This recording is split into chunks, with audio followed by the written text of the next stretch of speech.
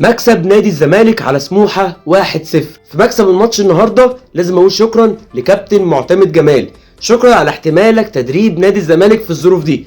مفيش اي مدرب هيستحمل كل الظروف اللي فيها نادي الزمالك. دايما بقولها، لو كان معانا مدرب زي كابتن معتمد جمال من اول الموسم ما كانش ده بقى حال نادي الزمالك دلوقتي في المنافسه على بطوله الدوري. كان زماننا مركز اول بفارق كبير جدا جدا عن اقرب المنافسين لينا. يانيك فيريرا ضيع عن نادي الزمالك السنه دي اسهل دوري كان ممكن نادي الزمالك يحسبه من بدري جدا جدا جدا. تاني شكرا لازم اقولها النهارده، شكرا لجمهور نادي الزمالك. جمهور نادي الزمالك اللي معاه مجلس اداره نادي الزمالك مغيب، مجلس اداره مغيب.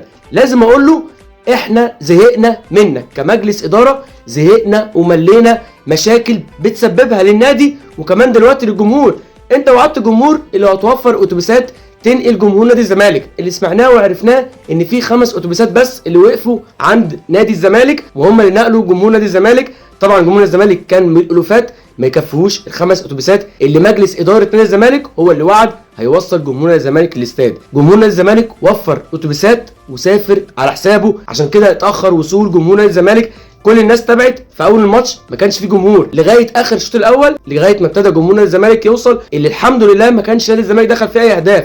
جمهور نادي الزمالك بيدي الباور والروح والعزيمه للاعيبه نادي الزمالك اللي برضو بشكرهم على احتمالهم الظروف اللي فيها نادي الزمالك دلوقتي. شكرا لكل لاعيبه نادي الزمالك، شكرا للاعب.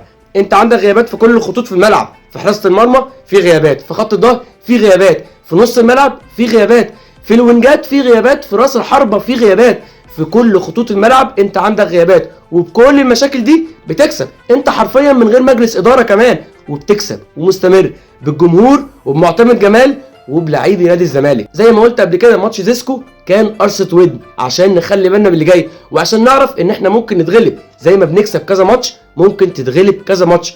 هو ده حال الفريق اللي بيتم تكوينه. نادي الزمالك دلوقتي في امس حاجه لتكوين فريق يقدر ينافس على بطولات. شكرا لكم كلكم، معتمد جمال، جمهور نادي الزمالك، لاعبي نادي الزمالك، وان شاء الله اللي جاي يكون احسن. عندك ماتش مهم جدا كايزر تشيفز، لازم جمهور الزمالك يكون موجود، وده حاجه اكيده. لازم الاداره تصحى معانا شويه. اداره نادي الزمالك انا مليت مشاكل منكم وزهقت ان انا اكلمكم وان انتوا تحسوا بجمهور نادي الزمالك. يا رب تحسوا الفتره الجايه عشان جمهور نادي الزمالك وفي لابعد درجه، لكن انتوا ما تعرفوش اي حاجه عن حب نادي الزمالك او على الوفاء لنادي الزمالك. ان شاء الله اللي جاي يكون احسن، ان شاء الله نكسب الماتش الجاي واللي بعده ماتش سيراميكا، نفضى للي جاي بس واحده واحده.